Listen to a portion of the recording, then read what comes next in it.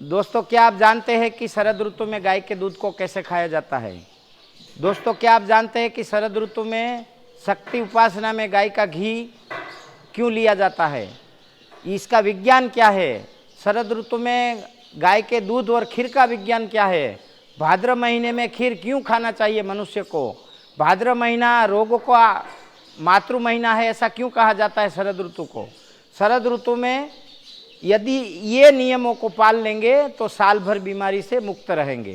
जय गौ माता। दोस्तों, अभी आज बात करना है थोड़ा शरद ऋतु के बारे में। शरद ऋतु में गाय के पंचगव्य का और गाय के दूध का इतना विशेष महत्व होता है कि जितना हम समझ नहीं पाते। हमारे ऋषि मुनियों ने जो वैज्ञानिक रूप से प्रमाणित करके प्रसारित और संशोधित किया है।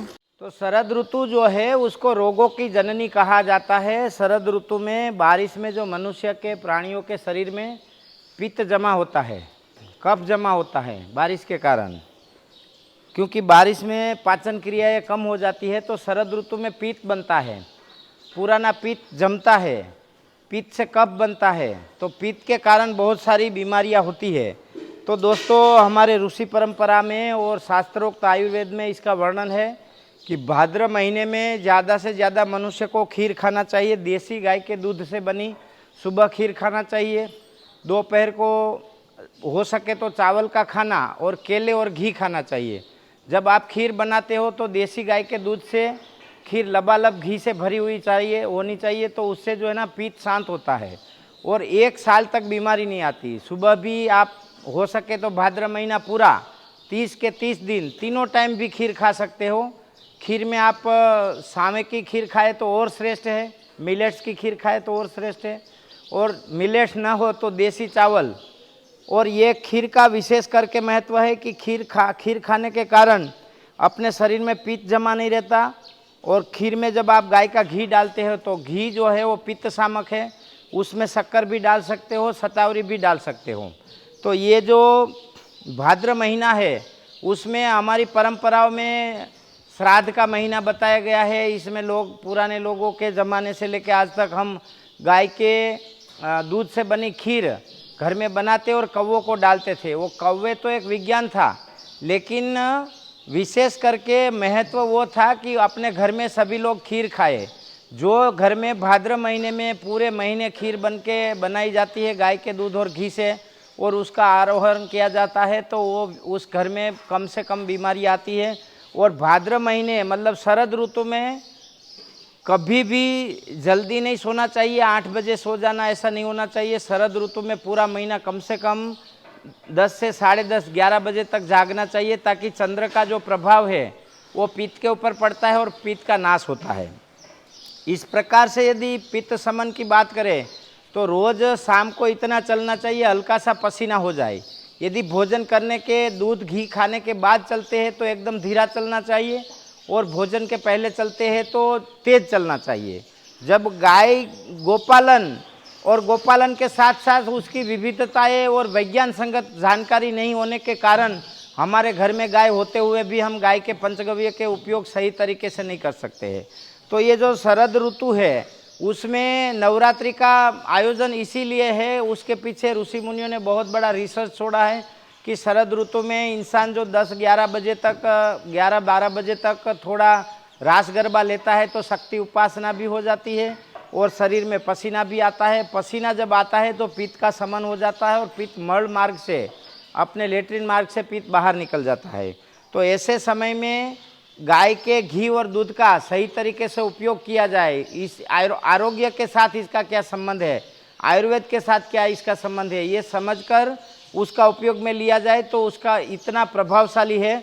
और जब आपके शरद ऋतु में नवरात्रि का उत्सव होता है तो शरद में चंद्र का प्रभाव आपके ऊपर पड़ता है, साथ में आप थोड़ी एक्सरसाइज लेते हैं तो पसीना भी रहता है और उपवास भी रहता है। उपवास में भी ज़्यादा से ज़्यादा गाय के घी दूध का आहार और शक्ति उपासना में घी से यज्ञ। तो शरद ऋतु में बारिश के कारण जो मक्खी मच्छर का जो फैला हुआ है बारिश में, तो गाय के घी से यज्ञ करने से नवरात्रि में वो सारी दुविधाएं, जो रोगिष्ट जीवाणु विषाणु जो भी है वो यज्ञ के कारण, गाय के घी के यज्ञ से कारण समाप्त होते हैं। तो शरद ऋतु जो है वो रोगों की जननी है और उसमें गाय के दूध से बनी खीर विशेष प्रकार से मनुष्य को आरोग्य प्रदान कर सकती है। अब जो शरद ऋतु में हम लोग गाय के घी दूध का उपयोग करते हैं, तो वो गाय भी कैसी होनी चाहिए? वो गाय ज़्यादा से ज़्यादा औषधि युक्त आहार खाती है।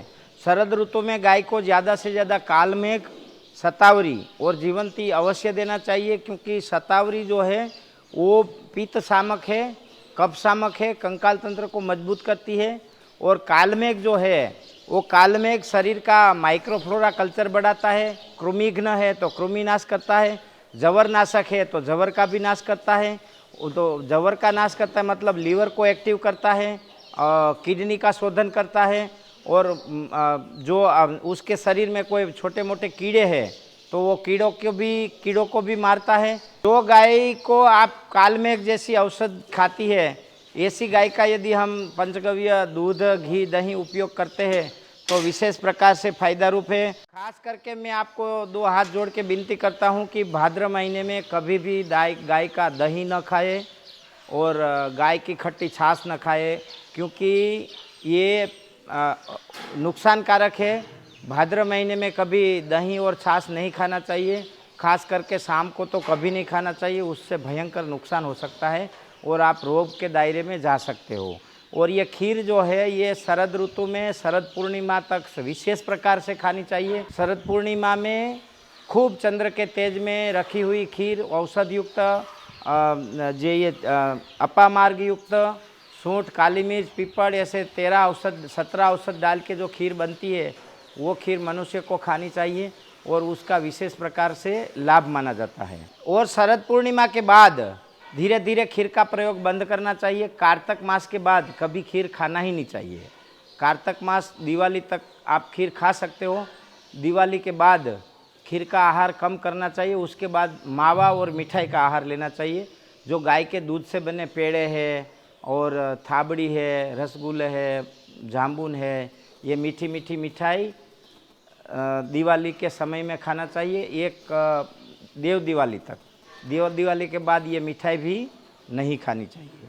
शरद ऋतु शक्ति उपासना, यज्ञ, साधना, गाय के दूध से बना हुआ आहार, उसका मनुष्य शरीर में ऋतु आधारित उपयोग, ये विशेष प्रकार के समझना जरूरी है। गाय क्यों दुखी है, गाय की उपयोगिता क्यों कम हुई है? समाज में अंग्रेजी शिक्षा के चलते अपनी परंपरागत ऋषि परंपरागत ज्ञान को हम विस्मृति में लेके जा रहे हैं। और परंपरागत मैं जानता हूँ उतना मेरा बेटा नहीं जानता, मेरे पिता जानते थे उतना मैं नहीं जानता, उसके पिता जानते थे उतना मैं नहीं जानता, ये सारी चीज़ों को धर्म के साथ जोड़ा गया है और धर्मों के साथ ही देखना चाहिए, तो ही परंपरा में रहता है। परंपरा एक संस्कृति का आधार है। यदि हम परंपरा से बाहर जाते हैं तो बहुत सारी दुख और नुकसान और परेशानियां झेलनी पड़ती है। तो जो साधना है, नवरात्रि है, शरद ऋतु है, वो परंपरा का एक अविभाज्य अंग है। और परंपरा के और धर्म के हिसाब से सनातनियों को इस चीज़ का उपयोग करना चाहिए। इसका बहुत ही बड़ा फायदा है और इसके चलते हम 1 साल तक निरोगी रह सकते हैं। दोस्तों, ये वीडियो आपको विज्ञान संगत सही लगता है तो ज़्यादा से ज़्यादा शेयर करें, लाइक करें, कमेंट करें। ये वीडियो शेयर करके पंचगव्य का प्रचार करना, ये भी एक बहुत बड़ी सेवा, गौ सेवा हो जाती है। वंदे गो मातरम, भारत माता की जय।